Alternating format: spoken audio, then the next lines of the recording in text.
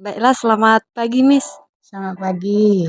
Terima kasih, Miss, kami ucapkan kepada Miss dan seluruh, guru-guru yang ada di sekolah karena telah menerima kami dengan baik untuk melakukan observasi di sekolah ini. Adapun topik, wawancara observasi kami pada hari ini itu, Miss, tentang, evaluasi program pendidikan. Nah, langsung saja, Miss, Ya, akan silakan bertanya. silakan.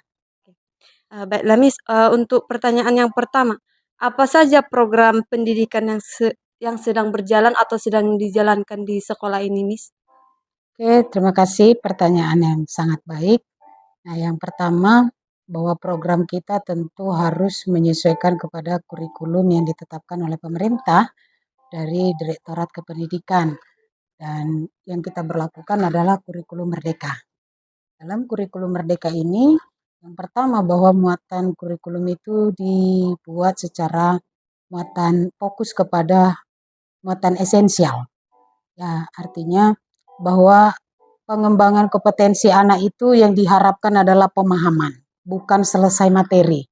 Tapi diharapkan memang paham siswanya, mengerti. Nah, itulah program yang kita buat. Yang kedua itu pedomannya bahwa di kurikulum merdeka ini itu pengembangan karakter menjadi poin utama. Dan itu juga diberi kewenangan kepada sekolah untuk melakukan secara fleksibel. Nah, dengan berdasarkan pedoman kurikulum inilah maka kita melakukan program-program yang ada di Holy Kids yang dimuat dalam 3 bagian, itulah generalis, spesialis, dan teologis. Nah, gitu ya, yang dalam hal ini kalau generalis tentunya adalah pembelajaran di kelas secara tatap muka dengan metode yang mengarah dari kurikulum merdeka tadi. Nah, kalau dia spesialis, kita memang membentuk berbagai grup Holy Kids di sini, yaitu yang membina olahraga, seni, HKC namanya ya, Holy Kids Kreatif. Itulah salah satu bidang yaitu kreatif ministry, termasuk mengambil rekaman atau video dan publish yang bekerja adalah sekolah ini atau siswa dengan program yang kita buat. Kemudian ada worship, ada dance, juga kita mengadakan program P5. P5 ini adalah proyek penguatan profil pelajar Pancasila, ya. Nah, jadi ini kalau dia lingkupnya adalah dibuat itu kewenangan sekolah. Biasanya disesuaikan dengan masalah yang ada di sekolah, sehingga solusi-solusi dapat diambil melalui P5 ini. Apakah misalnya kebersihan sekolah, sampah yang banyak, atau apa saja yang dibuat. Tapi kalau di sekolah ini kita memang karena tersedia lahan dan juga siswa yang berasrama, maka kita menggunakan lahan itu dan memberdayakan siswa sehingga juga mereka melakukan P5 ini dengan membuat apa itu beternak bebek. Telurnya juga sudah dijual dan dinikmati oleh jemaat maupun guru-guru ya. Kemudian mereka bercocok tanam, ada sayur-sayuran, ada cabai dan yang lain. Jadi itu juga diprogramkan dan hasilnya sudah bisa kita lihat. Nah, mungkin itu secara garis besar kalau untuk spesialis. Kalau untuk teologis, ya jelas itu menjadi program utama daripada sekolah ini. Nah, prakteknya adalah kalau pagi itu mengucapkan password. Ya. Password itu di setiap minggu malam kita mengirim ke grup firman Tuhan yang menjadi password dalam 1 minggu itu. Sehingga kalau masuk kelas, semua orang harus ucapkan passwordnya. Nah, gitu ya. Kemudian setiap selesai pergantian les, pergantian pembelajaran, password itu diucapkan lagi. Jadi kalau ada 3 mapel, 3 kali. Nah, kalau pulang juga ada password. Nah, selain itu kita mengembangkan program itu English. Di sini ada English Day. Jadi sekali minimal dalam 1 minggu, semua guru maupun siswa wajib berbahasa Inggris. Nah, gitu. Jadi password pagi juga ada. Itu guru dan wali kelas sudah menetapkan, sudah memprogram apa-apa password. Kalau mau masuk kelas, ucapkan password baru boleh masuk. Nah itu secara global dan pembacaan Alkitab tahunan, kemudian di sini juga ada mentoring. Jadi seluruh siswa selain daripada mendapat pembelajaran dari guru di kelas, Tapi setiap siswa punya mentor yang membina mereka baik secara kerohanian bahkan juga untuk seluruh aspek kehidupan mereka. Biasanya minimalnya sekali seminggu ada pertemuan mentoring. Dengan pemimpin mentor di situ berdoa menggali Alkitab. Tapi selain itu ya ada komunikasi. Jadi mentor bertanggung jawab membina mentinya. Nah seperti itu. Kemudian kita juga ada ibadah sekali 1 minggu setiap hari Sabtu. Ibadah bersama. Dan yang melayani juga seluruhnya siswa berdasarkan program-program tadi. Mereka yang melayani kecuali untuk berkhotbah. Selebihnya itu ditangani oleh siswa. Nah, itu kira-kira program secara garis besar yang kita kerjakan di sekolah ini dengan tujuan mereka tamat bisa pinter tapi juga hormat sama Tuhan. Oke. Iya iya, Miss. Sangat berbeda ya, Miss, program-program yang di sekolah Kristen dengan sekolah pada umumnya. Sangat berbeda, Miss. Saya lanjut untuk pertanyaan yang kedua, Miss. Oke. Bagaimana proses evaluasi yang dilakukan oleh sekolah untuk program-program yang berjalan yang disebutkan tadi, Miss? Pertama pastinya kita punya perencanaan. Jadi sudah perencanaan yang memang disusun secara sistematis dan secara terschedule. Jadi ada jadwal. Semua program yang disebutkan tadi, jadwal roster kelas tentunya ada. Baik formatif maupun sumatif. Itu akan kita adakan. Jadi kalau evaluasi, kalau generalis sudah pasti ada formatif, atau mid semester, ada ujian semester. Itu ya kalau untuk akademik. Nah kalau untuk dia skillnya tadi, pengembangan karakter, ini semua program tadi ada mentor, ada koordinator yang menangani. Jadi evaluasi secara tertulis dan juga secara lisan ini akan dilakukan. Ada grup WhatsApp yang bisa memonitoring ini. Tiap hari ada laporan kerja yang diadakan. Baik guru juga mengirim bahan ajar ke grup Telegram. Kita menggunakan beberapa media untuk memfasilitasi. Dan ini dilakukan setiap hari. Baik guru maupun siswa, itu pembelajaran semuanya terekam.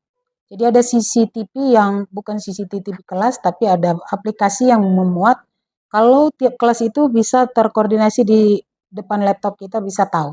Ini guru ngapain, siswa yang berapa yang belajar aktif, ini semua terekam.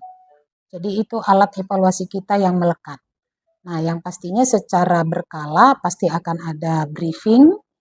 Kalau tiap pagi kalau dengan teacher ada briefing. Sebelum kita memulai pembelajaran, teacher briefing dan berdoa bersama. Kalau dia untuk siswa, ada laporan yang memang di grup. Siapa yang sudah ngerjakan PR, siapa yang password, semuanya terekam di grup. Jadi akan kelihatan orang-orang yang mengerjakan atau tidak. Nah, begitu secara evaluasinya. Jadi secara cepat kita bisa dapat. Kita lanjut untuk pertanyaan yang ketiga, Miss. Hmm. Apakah ada kebijakan khusus terkait evaluasi program pendidikan itu, Miss? Ya, pastinya ya. Kalau kebijakan justru itu menjadi indikator utama, walaupun ya secara tertulis maupun secara lisan, ya. Karena kalau namanya dia evaluasi dan pembelajaran ini kan sifatnya proses dan tentu ada progres. Kadang-kadang terlaksana, kadang-kadang tidak terlaksana, kadang-kadang tercapai, kadang-kadang juga tidak tercapai. Tapi dalam hal ini ya tentunya kebijaksanaan kalaupun belum tercapai, biasanya kita memberi kesempatan lagi, memberi arahan, ya. Ataupun ya kalau dibutuhkan juga ada sanksi-sanksi, itu bisa kita beri. Dan ada sanksi-sanksi ya kalau misalnya siswa dia tidak hadir atau melakukan pelanggaran lebih dari 3 kali itu dapat SP1, dapat SP2 begitu ya. Ataupun kita kan di sini juga memberlakukan tidak boleh menggunakan handphone kecuali waktu dibutuhkan. Nah, kalau memang dibutuhkan juga sanksi untuk waktu dibutuhkan pun karena sanksinya oh dia tidak berhak mendapat handphone, menggunakan mobilenya, nah seperti itu. Dan biasanya hal itu akan memicu siswa untuk mempertanggungjawabkan kerjanya karena dia merasa dirugikan kalau sanksinya tidak dikasih izin menggunakan handphone. Ya, yang kedua, yang berikut kebijaksanaannya biasanya siswa kita ajak ngobrol ya ataupun guru kita open heart dengan mereka, kemudian pastinya kita doakan. Nah, itu pasti di sini. Jadi dengan sentuhan kasih dan doa biasanya mereka yang tadinya pun tidak mau mengerjakan akhirnya bisa menjadi reda dan mau. Tapi pastinya bervariasi ya. Ada yang bisa langsung, ada yang mungkin sampai 3-4 kali. Nah, seperti itu. Tapi kita yang jelas nggak pernah memberhentikan proses. Kita tetap beri kesempatan. Seperti itu. Oke, Baiklah ada Miss, lagi? untuk pertanyaan selanjutnya.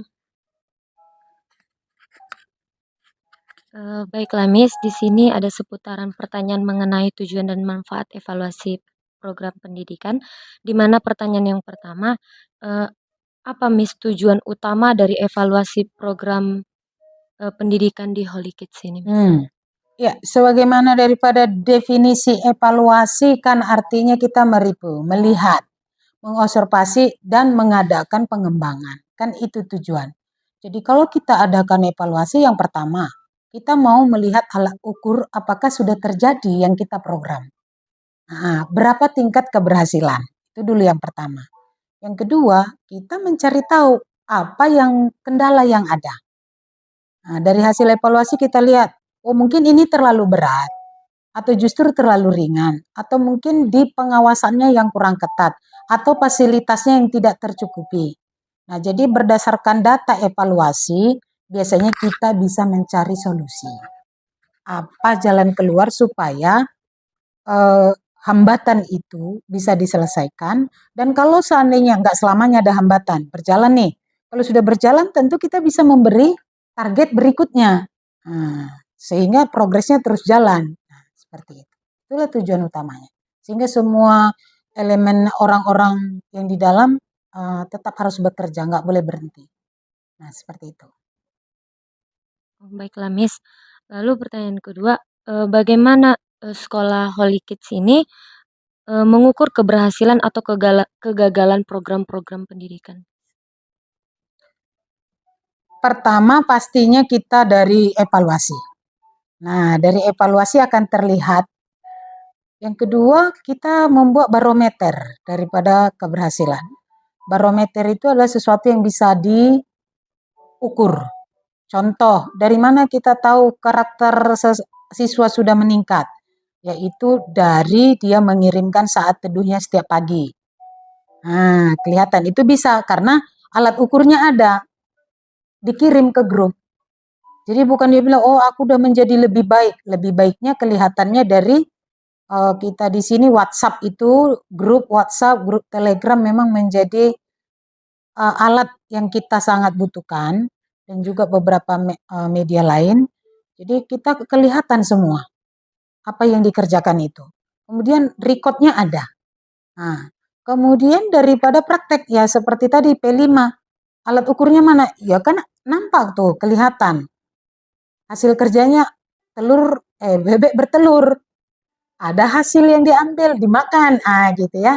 Kemudian kita juga mengadakan yang namanya part time. Jadi mereka pulang sekolah, anak-anak yang di asrama, mereka kerja 2-3 jam. Itu di rumah makan kita BPK Yunus. Nah, jadi jelas kelihatan di situ. Dan di situ ada tim penilainya. Itu dia datang jam berapa, pulang jam berapa, waktu selama dia kerja di sana, apakah dia melakukan sesuai clue, atau dia ngurusi orang lain tapi kerjanya enggak beres. Nah, ini langsung dan setiap malam kami langsung evaluasi itu. Jadi langsung ada barometer, tolak ukur yang bisa kita lihat. Kalau siswa perempuan nih masak, wah masak semua, waktu makan semua memberi penilaian. Berapa nilainya? Oh masakan hari ini 80, 90. Oh rasanya gosong, rasanya ini. Di situ. Jadi teman-teman ikut berpartisipasi memberi penilaian. Jadi kita real gitu ya, bukan harus kecuali dalam akademik, yaitu kan memang ada formatif dan sumatif yang disebutkan. Nah, seperti itu. Oke, finish. Ada lagi? Oke, Masih ada silakan. beberapa pertanyaan lagi seputar hubungan kebijakan program yang ada di sekolah ini dan juga kegiatan pendidikan. Untuk yang pertama, bagaimana kebijakan ataupun aturan-aturan yang ada di sekolah dalam mempengaruhi pemilihan, implementasi, dan juga evaluasi program pendidikan tadi? Diulang yang mana ini? 3. Bagaimana kebijakan di sekolah ini mempengaruhi dalam memilih Mhm. mengimplementasikan dan juga mengevaluasi program pendidikan tadi. Ya. Nah, dalam hal ini semua warga sekolah terlibat. Terlibat baik itu guru, baik mentor, baik ketua kelas, kepala sekolah. Jadi pengamatan melalui evaluasi tadi, kita akan bisa lihat untuk mengadakan pemilihan. Yang mana untuk kita berdayakan secara aktif, tapi mana juga yang mungkin semua kita berdayakan, tapi ada yang aktif, ada yang pasif. Dalam arti orang-orang yang aktif biasanya kita beri tanggung jawab. Tanggung jawab mengurus satu bagian. Nah, dari situ kita bisa lihat dan juga dia bisa berkembang karena tanggung jawab yang besar membuat dia juga lebih keras bekerja, lebih keras berpikir. Nah, kedua, sistemnya kita buat ada manajemen waktu, kita libatkan. Dalam waktu 1 bulan pelatihan ini, siapa yang berhasil? Nah, jadi bukan sampai dia berhasil, tapi nggak ada jangka waktu. Biasanya waktu kita buat estimasi waktu ada. Yang ketiga itu orang-orang yang memang berhasil melakukannya, selalu kita buat apresiasi. Contoh, yang bisa yang buku renungan malamnya tertib, tidak ada bolong, tertulis, ditandatangani oleh pengawas. Nah, selama 3 bulan tidak ada kesalahan, dia dapat 100.000. Nah, siswa yang melakukan P5 tanpa keluhan, yang berhasil dengan target waktu juga, nah kita kasih mereka peluang untuk kuliah ke Jepang. Nah itu kita buka. Nah, ada pelatihan. Jadi tamat, kita nggak langsung kasih uang jajan ke dia. Dia boleh pilih, kamu terima uang jajan atau kamu dimasukkan peserta kuliah ke Jepang. Nah, jadi mereka pilih, oh aku pilih yang ke Jepang. Nah begitu. Jadi apresiasi sangat tinggi di sini, sangat boros. Kalau dia melakukan sesuatu, oh dia rapi saja, yang biasanya tidak rapi gitu ya. Dia ada progres, biasanya kita ada pujian. Bisa dipanggil ke depan, tepuk tangan semua teman-teman. Nah, kadang-kadang kita kasih uang jajan, walaupun hanya nominal 5.000. Dan itu sangat-sangat menolong mereka. Tapi kalau sanksi juga begitu. Kalau dia tidak kerjakan, dia harus minta maaf di depan semua teman-teman.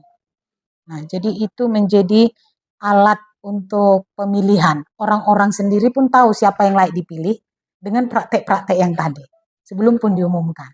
Nah, kira-kira menjawab? Terima kasih, Bu. Oke. Mungkin Bu, untuk pertanyaan terakhir Bu, apa saja tantangan yang mungkin dihadapi sekolah dalam menjalankan program-program pendidikan? Oh ya, itu yang nggak enak.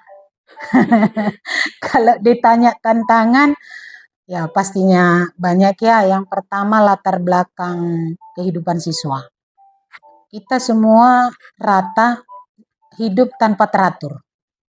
Makan, disiplin belajar, disiplin bicara dan semua. Jadi tantangan pertama adalah kita harus dulu, ya judulnya saya buat memanusiakan manusia ya. Yaitu pembinaan karakter dan mental. Mental untuk hidup tertib saja manusia paling sulit. Jadi yang kemarin dia dari rumah suka-suka, tiba-tiba di sini terschedule mulai bangun sampai tidur, itu penderitaan. Nah itu tantangan pertama. Dan kita harus punya kesabaran, punya metode yang menolong mereka untuk bertahan melalui masa-masa itu. Yang kedua tantangannya tentu SDM. SDM yang ahli juga untuk sebagai mentor ataupun sebagai tenaga pendidik dengan semua elemen yang di dalam, itu nggak semua guru mampu. Guru hanya bisa berdiri di kelas, ada kebanyakan begitu ya, berdiri di kelas menyelesaikan buku paket, tapi kalau disambungkan dengan yang tadi ini, ya pastinya kita butuh pelatihan dan butuh waktu untuk mendapatkan sumber daya manusia seperti ini. Yang ketiga udah pasti ya, semua proyek kan pasti butuh uang. Jadi kita juga berprogres, tapi pasti itu juga adalah salah satu tantangan. Tantangan berikut saya kira ya ruang lingkup. Kita punya mindset atau visi segini, tapi orang-orang di sekitar kita belum tentu menangkap hal itu. Bahkan itu bisa jadi dianggap berlebihan. Termasuk orang tua. Orang tua juga kadang-kadang nggak selamanya mendukung, bukan karena nggak mendukung, nggak nyampe ke situ apanya, rasanya ya sekolah, pulang, datang, balik ke rumah udah cukup.